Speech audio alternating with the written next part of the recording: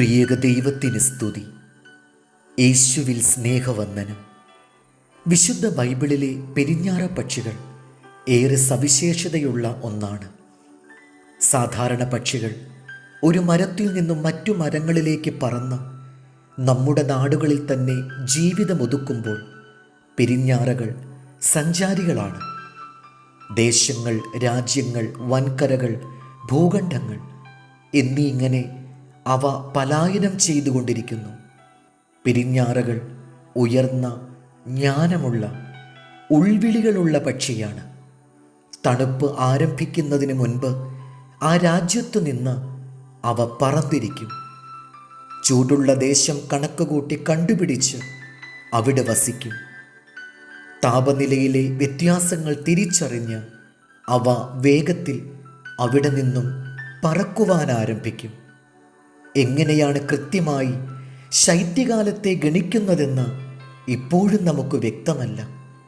ഒരു സ്ഥലം എത്ര ഇഷ്ടപ്പെട്ടാലും പച്ചപ്പുകളും പ്രതീക്ഷകളും ഉണ്ടെങ്കിലും അവ സമയമാകുമ്പോൾ പറന്നിരിക്കും. പറക്കാതെ അവിടെ തന്നെ നിൽക്കാമെന്ന് തീരുമാനിച്ചാൽ തണുപ്പടിച്ച് ഭക്ഷണമില്ലാതെ ചത്തുപോകും. പെരിഞ്ഞാറകളിൽ ദർശിക്കാൻ കഴിയുന്നത് അവയെ സൃഷ്ടിച്ച ദൈവത്തിൻ്റെ ജ്ഞാനമാണ്. പ്രകൃതിയുടെ മാറ്റങ്ങൾ അറിയുവാനുള്ള ജ്ഞാനത്തോടെയാണ് ദൈവം അവയെ ക്രമീകരിച്ചിരിക്കുന്നത്. ഒരു മനുഷ്യൻ്റെ ഭാഗ്യമെന്നത് അപകടനാളുകൾ വരുന്നതിന് മുൻപ് ദൈവസന്നിധിയിൽ അഭയം തേടുക എന്നതാണ്. എന്നാൽ നമ്മിൽ പലരുടെയും കണ്ണുകൾ ഈ ഭൂമിയിൽ പതിപ്പിച്ച് ഇവിടെയുള്ള നന്മകൾ ആസ്വദിച്ച് അവരുടെ ആത്മാവിനെ നഷ്ടപ്പെടുത്തുന്നു. എന്നാൽ നാം പറക്കുവാൻ ഒരുക്കമുള്ള മനസ്സോടെ വേണം ഈ ഭൂമിയിൽ ജീവിക്കുവാൻ. ദൈവം നമ്മെ തൻ്റെ പദ്ധതികളിലേക്ക് വിളിക്കുമ്പോൾ നാം പറക്കുവാൻ താമസിക്കരുത്. ദൈവിക ആലോചനകളെ നാം നീട്ടിവെക്കരുത്.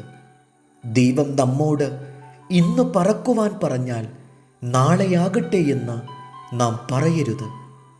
ഒരു ദിവസം താമസിച്ചാൽ നമ്മുടെ കാലുകൾ ഇടറും, ചിറകുകൾ കുഴയും. കൃത്യമായി പറന്നെങ്കിലേ കൃത്യമായ സ്ഥലത്ത് എത്തിച്ചേരും. ഒന്നും കണ്ടിട്ടല്ല നാം ദൈവത്തിൻ്റെ സമയങ്ങളിൽ വിശ്വസിക്കുന്നത്. പച്ചപ്പോ സമൃദ്ധിയോ ഒന്നും നമ്മുടെ മുൻപിൽ കാണുകയില്ല. എന്നാൽ ദൈവം പറഞ്ഞാൽ നാം പറക്കണം. നമ്മുടെ ജീവിതത്തിലെ ഏറ്റവും വലിയ പരാജയം എന്നത് ദൈവവിളിയെ നാം അവഗണിക്കുമ്പോഴാണ്. അതിനാൽ സ്വർഗീയ രാജ്യത്തിലേക്കുള്ള ഒരു പ്രയാണം ലക്ഷ്യമാക്കി നമുക്ക് നീങ്ങാം. ഇരമ്യാവ് 8:7. ആകാശത്തിലെ പെരിഞ്ഞാറ തൻ്റെ കാലമറിയുന്നു. കുറുപ്രാവും മീവൽപക്ഷിയും കൊക്കും മടങ്ങി വരവിനുള്ള സമയം അനുസരിക്കുന്നു. എൻ്റെ ജനമോ യഹോവയുടെ ന്യായമറിയുന്നില്ല. ദൈവം നമ്മെ അനുഗ്രഹിക്കട്ടെ. കർത്താവിൽ എളിയ ശുശ്രൂഷകൻ ഈരാളിലച്ചൻ.